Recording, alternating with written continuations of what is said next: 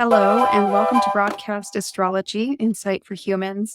I'm Sara Beckner, sitting here with Lisa Pesticek, and we're going to bring you a monthly forecast chart for the month of June, the June lunation. So the new moon is on Thursday, this Thursday the 6th, and we'll be exploring the predictive chart and as well as looking at the dial and trying to make our language and our information accessible to both the layperson and the astrologer alike. Hopefully, we'll leave you with some guidance for the month ahead.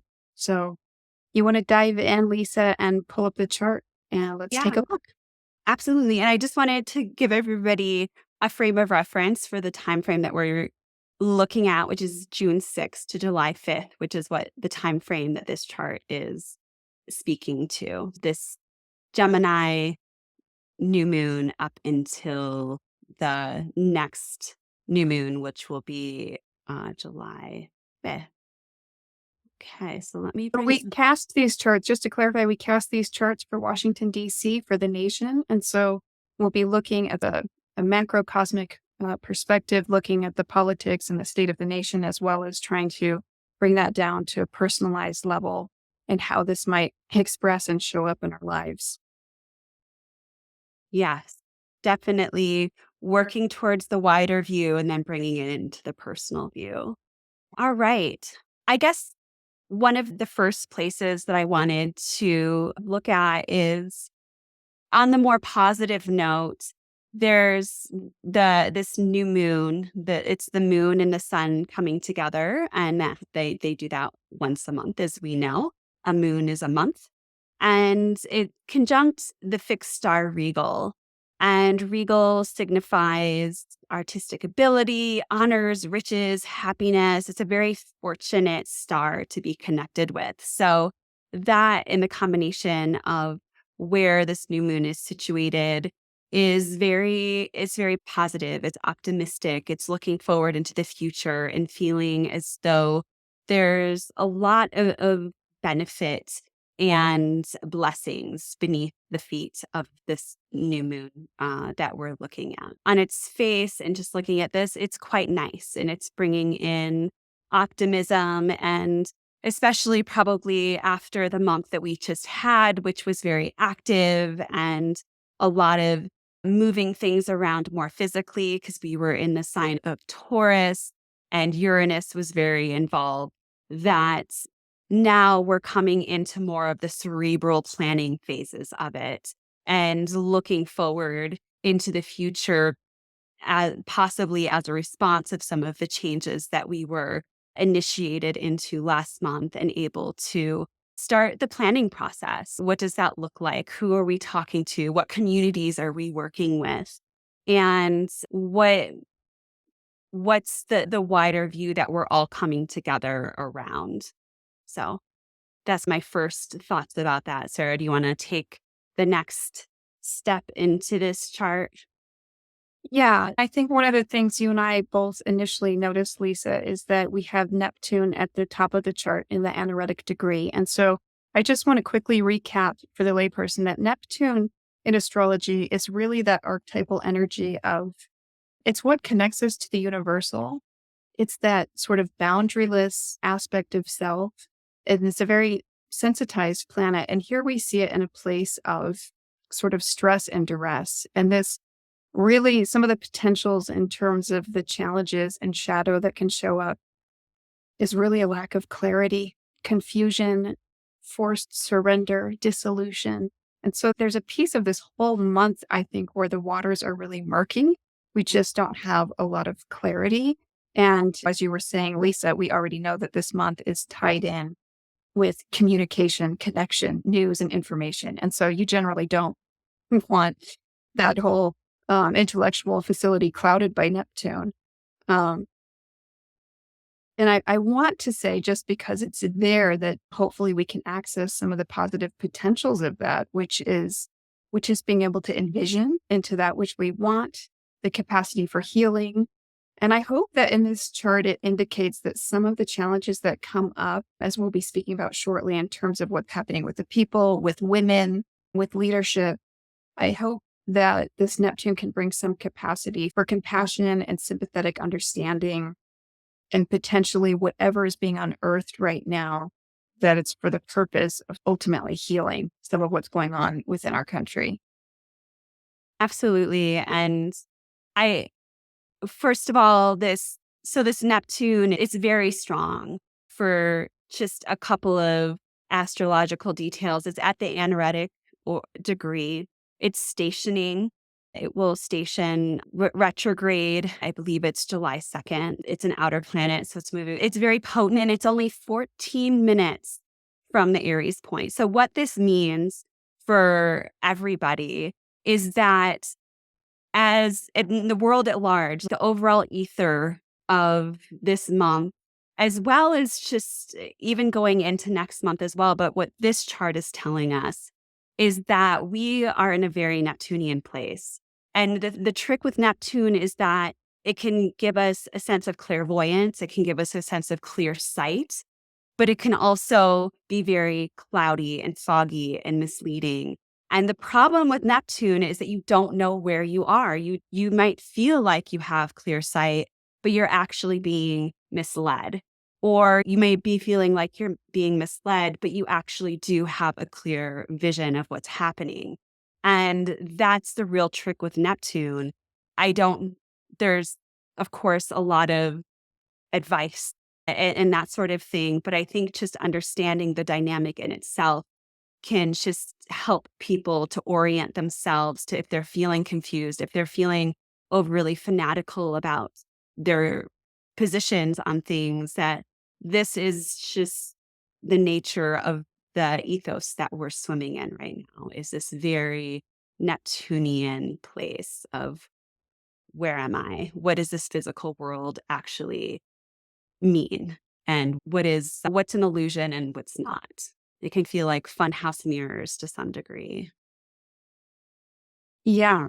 On a fundamental level, Gemini, we see all these planets in Gemini, and there are two faces, right? And so I think that's important with this coming up to the forefront in terms of the ideas about discernment and how do we know what is true, what is not true, where we stand. I think it's important to remember that there are two faces, Mhm. to have a willingness to open oneself, to open ourselves to other points of view, a willingness to stay curious. Mhm. Yeah, and we just had Jupiter enter Gemini, which can be in some ways a gift for this Neptunian energy, because Gemini is able to hold many contradictory positions at one time.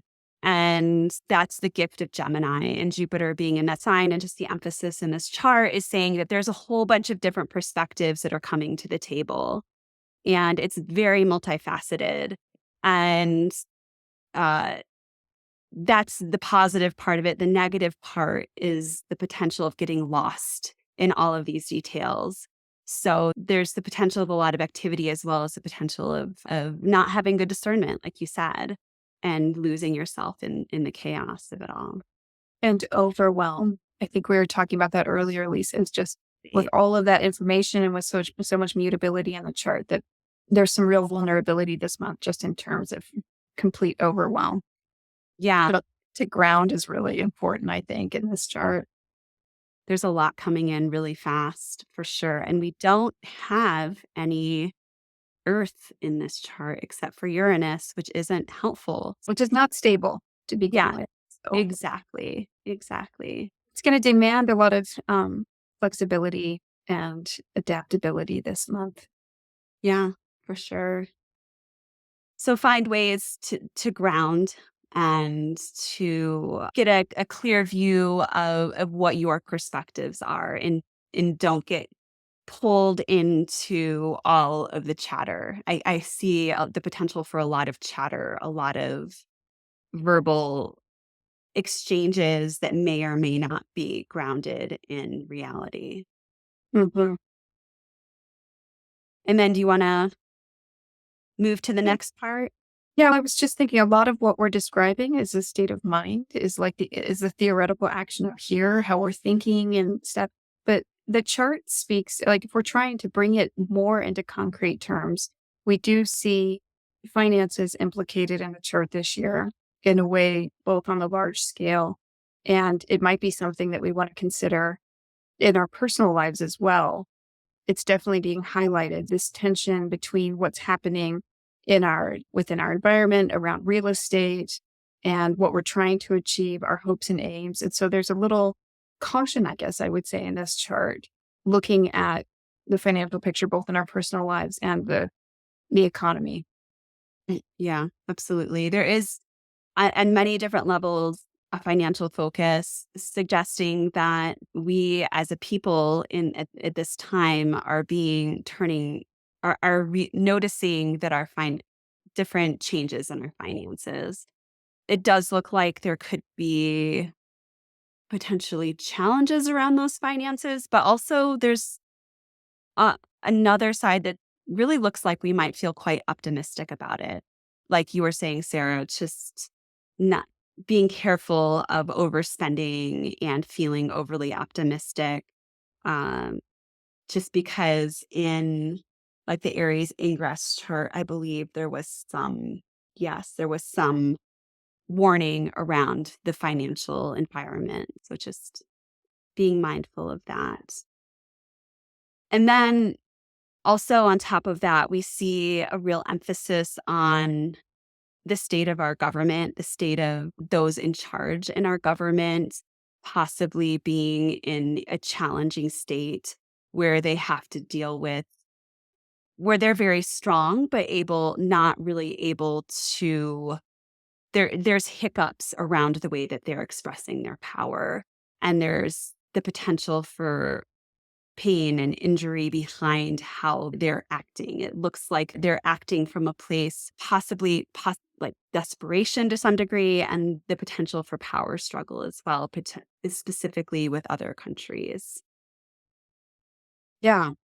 And any astrologer can tell you like these themes just repeat themselves again and again. But we had our Pluto return, basically, we're in the midst of that as well. And so there's a piece, I feel like, with the leadership sitting next to the wounded healer, contacting this kind of Pluto, which can indicate the unearthing of what is our shadow selves, what is unseen, the deep stuff that we prefer to keep hidden. And so I think about every time I open up the paper, there's just more garbage floating to the surface in terms of what's being expressed and revealed about the people in positions of power in this country. And at the same time, in this chart, with the presence of Neptune creating some um, disappointment, disillusionment, misinterpretation of things, like we get this sort of constellation of things where we don't really have our pulse on what's happening.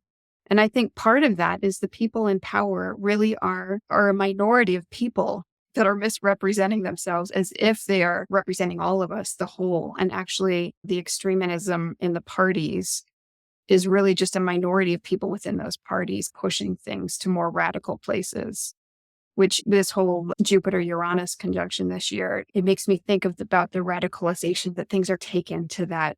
They're pushed to their limits in a way that's not tenable and not necessarily sustainable, but it's bringing a lot of stuff up. And I think this month in particular with Pluto, we're just going to see more of that, more power struggles, more things unearthed that need to be tended to, Yes, absolutely. people with agendas. Yeah, and there's a lot of hidden agendas. And Pluto is also what, like the plutocracy and the people who are behind the scenes, who are really in charge, whoever that is and whatever that is, and if it even exists. But that there's something, these shadow sides are coming to the front, and the government who's currently running the country has to contend with whatever that is.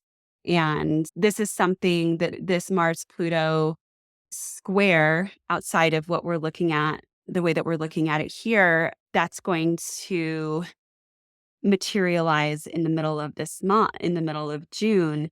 And we're going to feel that. And we're going to feel that through intense power struggle.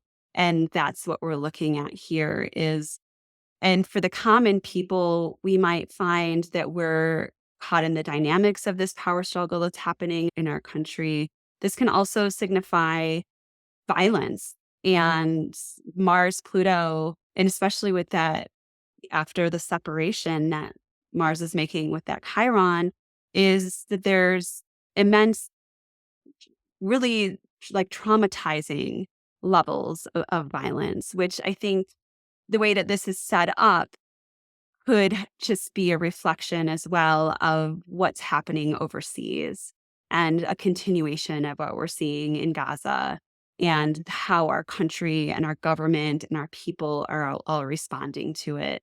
Because this Pluto isn't just speaking to the Mars, but it's also aligned with, with the Venus and the sun and the moon.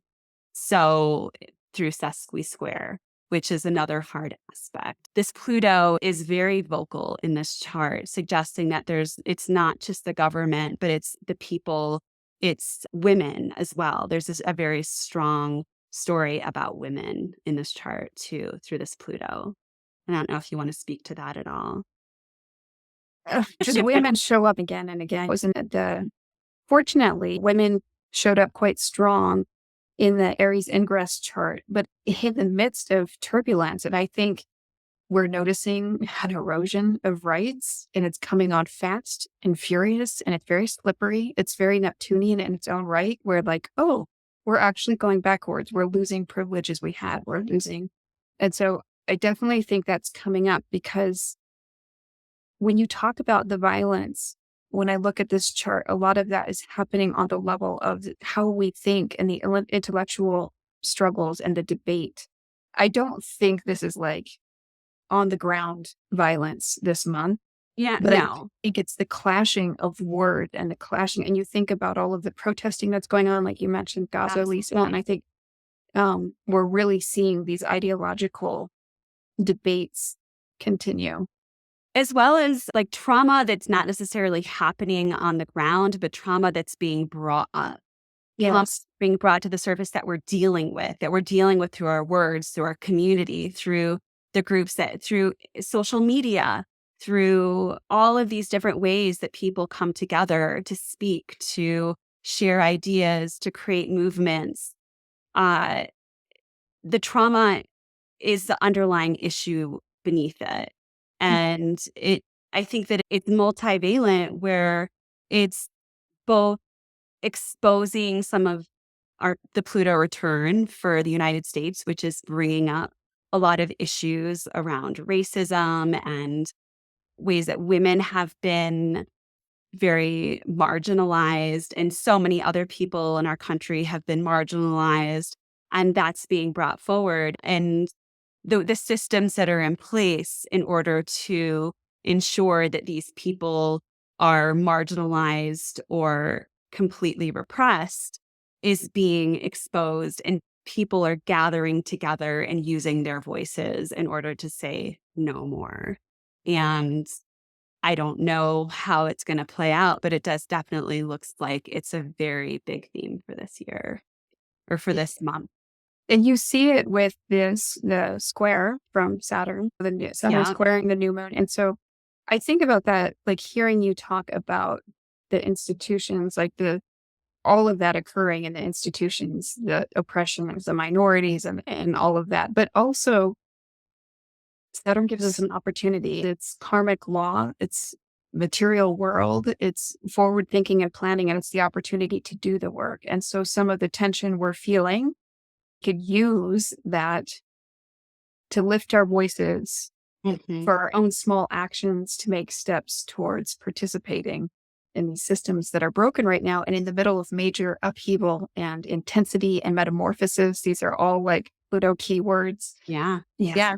Saturn's giving us a to-do list, a way to put all of these ideas and all of these discomforts and all of the pain that we're dealing with into action. And in several different ways, and I'm sure you'll see what I'm looking at when I'm saying this, is just that there's an international theme through this as well. International government and people overseas. It's not all of these issues don't seem to be just confined within our nation. They seem to be very much involved in other nations as well, which I'm sure all of us can have a good guess of what that's speaking to. Yeah. Do you want to go ahead and pull up the Yeah, dial and see what it let's do has to this. say? This is the 360-degree dial with the trans-Neptunian planets on here as well. For those of you who are not involved in Uranian astrology, uh, these might be some different planets that we're pulling in. And as we said, we'll really try to minimize the astrological jargon, but just to give you a heads up, that is part of this discussion as well. Do you want to start us off here? So everything we were just saying about Pluto, about the surfacing of what has been hidden, about the revolution, the transformation, the metamorphosis. We see that here in this planetary picture, but we also see it in conjunction with Poseidon, which speaks to our mental processes, our ideology, our higher level thinking, the greater context with which we understand our lives. And we see with Neptune again reiterating the potential for disillusionment, for lack of clarity. And there's nothing new really we're seeing here, but it's just reiterating everything we've said about what's coming to the surface, particularly with women's voices, how some of the struggles and battles taking place are ideological and really having to do with higher level thinking and the context in which we see ourselves. We also see Mercury ascendant here. At least that we didn't talk about children in the chart, but I know Mhm. that really came forward to you for you when we were looking at charts earlier in the year. And Mhm. we see it again in the traditional chart, and we see it here where children are showing up as well. Mhm. And I think it would be worth mentioning, Lisa, like what you've been reading in terms of what's happening in Russia with the Ukrainian children. Yeah, I just recently saw a headline and people could I am not an avid news person, but this really caught my eye because of first of all, it's a terrifying story, and also just because of the Aries ingress chart in particular really spoke to children, and especially children overseas from the American perspective, the US perspective. And it was about in how Russian soldiers took about 40, 45 foster children and abducted them essentially very kindly and brought them into Russia and are assimilating them into Russian culture. And they're taking good care of these children in from a practical perspective or a mundane perspective. But uh, it's uh it's very questionable, right? These children have people and they have abducted them and brought them into their own country. So it's a big story and it could potentially change. It's a potential war crime for on behalf of Russia. And so we'll see what happens. But it was just very interesting how both we see the children in Gaza really coming to the forefront and being in the forefront of Americans' minds, as well as now these children who are coming. We're getting more stories about how Russia is bringing it, not just these children, but also just any Ukrainian child in to assimilate them into Russian culture and using this manipulative tactic. And both Neptune and Pluto can speak to that in their own ways, manipulation, powers of manipulation. Yeah. Yeah, they're Yeah. able to do that through brainwashing. Again, that's why like I was saying with everything in Gemini too, it isn't on the ground thing, but it's really happening on this ideological level that some of the manipulation and the power plays and the control dynamics are occurring. Was So that our planetary picture we wanted to look at? Was there one more planetary picture we wanted to look at? yeah, I think we were gonna do 90. Okay, so here we see more of the same. We see news, media, communication being vulnerable. to misinformation. Yeah. We're just staying on, for the astrologers, we're staying on the Aries point here, which is the world at large and the basic ethos, the overall ethos of this month.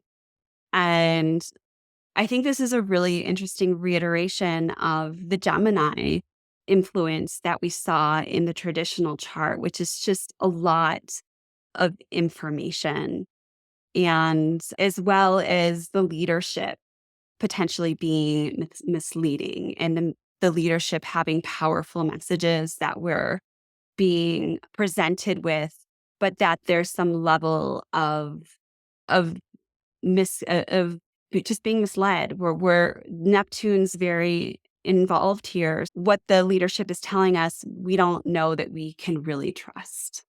The whole thing reads like it seems like this would be a good month for almost for an information fast. To pull Yeah. back a little bit and to retreat in an effort to gain greater clarity and to really try to stay in alignment with your personal values. Mhm. And I love what you said, Lisa, about Saturn being a checklist that constructively think about how to navigate our way through this period, through this fog a little bit here. How can we be constructive? How can we lean into our ideals, Neptune? How can we work towards healing, really, and tending to these wounds that are surfacing within the collective? Absolutely. And as well as, if you are somebody who communicates for a living, if you're a writer, if you're somebody who, yeah, just uses any sort of means of communication, whether even art, I think can be really benefited under the energy of this next month, because it's so lively. There's so much curiosity. And if, as long as, I think from a bigger wide world perspective, it's messy.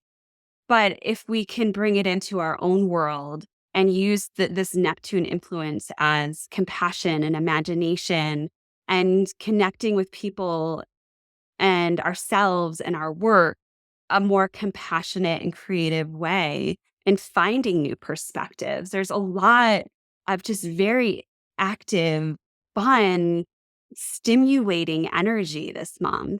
And while the Neptune definitely gives us some sort of a challenge to not get sink into, it can also really give us, like I said, like this sense of clairvoyance and this feeling of taking our art or the way that we connect with people to a whole nother level that we we may not have been able to reach before, and deepening that in a stimulating and exciting way. Yeah, absolutely. So stay curious, do your due diligence. I look at Saturn in that picture there. Do your due diligence, fact check, allow yourself to go into those creative, imaginable places and use it as a resource. Yeah, absolutely. Yeah, there's a lot of fun accessible to us. And don't let the wider world's heaviness get in the way of your ability to enjoy the gifts that are available. You could almost say, don't take it too seriously. Yes, With I that love cluster that. of stuff in Gemini, keep it light, hold it in its rightful place. This too shall pass. It's a month with a lot of mutability in the chart, so stay flexible in the sea. Mhm. Yeah, go lay down on the earth too, because there's not a lot of earth in this chart. And it's summertime in the northern hemisphere, so there's not snow on the ground anymore. You can go and just sprawl out on the grass or whatever and just soak in the grounding energy. And that will probably help as well.